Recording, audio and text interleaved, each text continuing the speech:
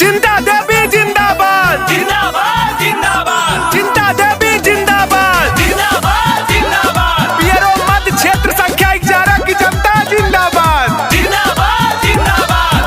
आपका जिला परिषद कैसा हो चिंता देवी जैसा हो। पीरो भोजपुर क्षेत्र संख्या 11 से नेक पर 83 बाड़ी बुद्धि विचार से चिंता देवी के जितावे के बाहो जिला परिषद बनावे के बाहो चिंता देवी के जितावे के बाहो जिला परिषद बनावे के बाहो चिंता देवी जिंदाबाद जिंदाबाद जिंदाबाद चिंता देवी जिंदाबाद जिंदाबाद जिंदाबाद पियरो मध्य क्षेत्र संख्या 11 की जनता जिंदाबाद जिंदाबाद जिंदाबाद आपका जिला परिषद कैसा हो चिंता देवी जैसा हो।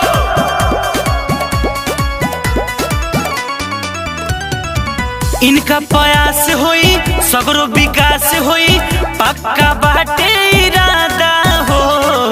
जौन कहीं है कके देखई है कैल पूरा वादा हो ए भैया इनका प्रयास होई सगरो विकास होई पक्का बाटे इरादा हो जौन कहीं है कके देखई है कैल पूरा वादा हो केहू के सिखावला में ना आवे के बहो चिंता देवी के विजय बनावे के बहो जिला परिषद बनावे के बहो इनके विजयी बनावे के बहो चिंता देवी के जितावे के बहो जिला परिषद बनावे के बहो चिंता देवी जिंदाबाद जिंदाबाद जिंदाबाद चिंता देवी जिंदाबाद जिंदाबाद जिंदाबाद पियरो मध्य क्षेत्र संख्या 11 की जनता जिंदाबाद जिंदाबाद जिंदाबाद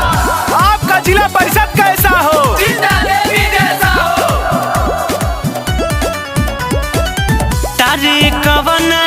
जमुआ जितवरा एक रूहा छोरा है भरा हो इनके हाला पावे ए भैया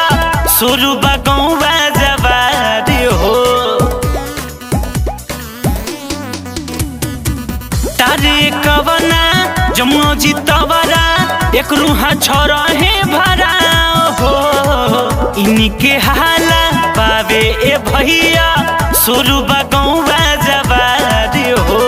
विजय के पट्टा काला रावे के बहो चिंता देवी के विजयी बनावे के बहो